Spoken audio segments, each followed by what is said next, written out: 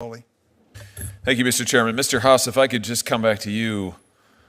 Let me ask you about the Ingham case. I'm sure you remember that case. That was the one litigated in my state, in the state of Missouri. 22 plaintiffs who alleged that your baby powder caused ovarian cancer. By the way, didn't the FDA find that there were traces of asbestos in your baby powder?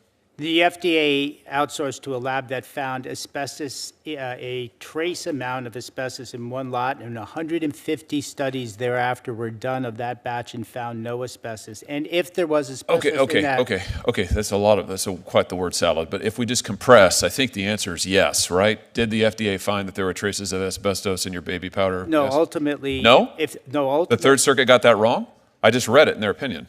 Ultimately, if the... Wait. Answer my question. The Third Circuit was wrong about that? I just read it in their opinion. They said the FDA found traces of asbestos in your baby powder. The FDA outsourced to a lab that found a trace amount of asbestos. Okay, so thereafter. the answer is yes. So let's go back to the Ingham case then. I think it's a relevant question. Do you remember what the verdict was in the Ingham case, what the jury found, what they awarded? As the chair properly stated, it was initially $4.6 billion for a consolidated trial of 22 plaintiffs that was reduced thereafter to $2.2 billion. $2.24 billion finally on appeal. That's a lot of money. That's one case, 22 plaintiffs, 20 at the end of the day because of the appeal.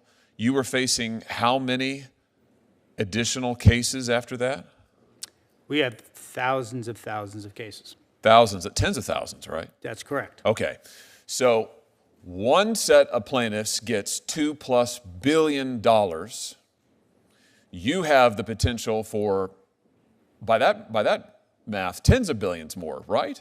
Who knows No, what? not necessarily, because recall, most claimants lose and receive zero. So what you do is, after the Ingham case, your company panics, and what you do is you then decide, oh my gosh, we can't possibly do this. We don't want to pay these plaintiffs this kind of money. So you then create a separate company for the sole purpose of declaring bankruptcy and making sure that the tens of thousands of other plaintiffs get scraps.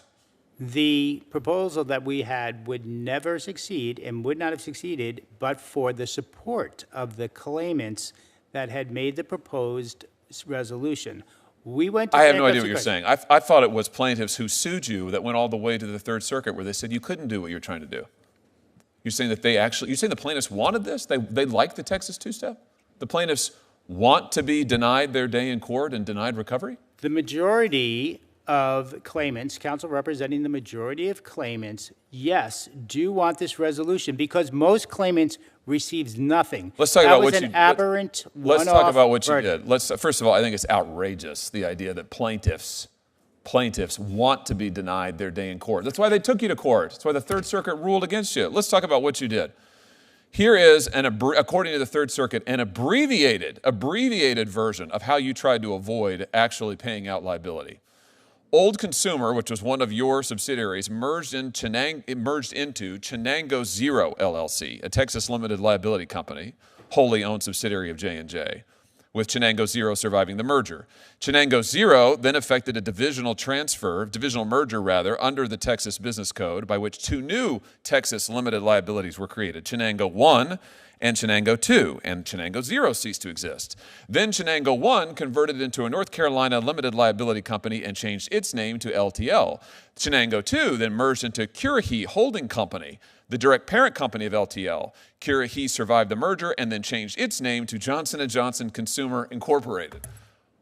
Are you here to tell us that you think that this is a great way to proceed and is fair to the consumers who had asbestos in their baby powder? Indeed, the claimants after that transaction had access to more recourse than they did before, which is exactly You created, in the words of the Third Circuit, you created a company with the sole purpose of sending it into bankruptcy. So you could limit your liability. Here's what I don't understand.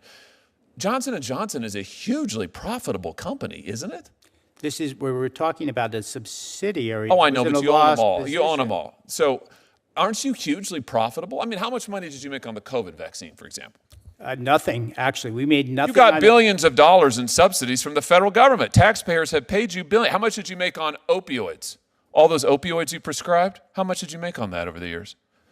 I do not have that information. Really? I thought it was curious when you said that your company credo was to always put the public first. It is. Was that what you were doing when you were lying to doctors and patients about the addictive nature of opioids? Is that why your company agreed to billions of dollars in settlements with states and other localities because of what you did to further the opioid crisis? We prevailed in the only 2 cases that were tried. You settled for billions of dollars, and I brought one of those suits, and it's the proudest thing I ever did as Attorney General of the state of Missouri. Your company has made billions of dollars on American consumers, multiple times lying to them. And the idea that you now are looking actively for ways to limit the liability for further torts you have committed against the American people, I think is outrageous, absolutely outrageous. And if you want to know why the American people don't trust huge corporations, it's because of companies like yours. And I would just say to my colleagues, if you want to know why private rights of action are so darn important and why we need to use them against the big tech companies, this is the reason why. One jury verdict got $4.6 billion. That's a hammer. Companies fear it. They fear it. It's why they're trying to distort the bankruptcy code to avoid it. We need to give more Americans the ability to get that recourse in court. And we need to change the bankruptcy code to make sure that companies like J&J can't avoid it. Thank you, Mr. Chairman. Thanks, Senator Hawley. Senator Coons. Thank you, Mr. Chairman, and thank you for this hearing and for the opportunity for us to examine